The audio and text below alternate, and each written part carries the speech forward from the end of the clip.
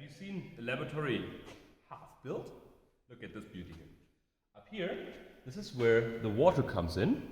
This is where the gases come in. And if you come on the other side here, you can basically see how it goes under the bench. This is where the table usually sits.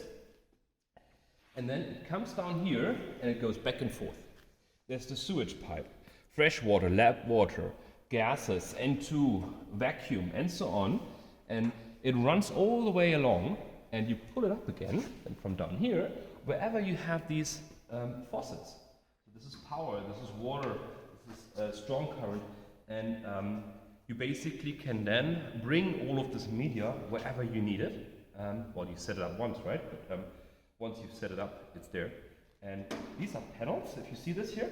If you go in with a screwdriver at the right position, you can basically remove these panels here and change things.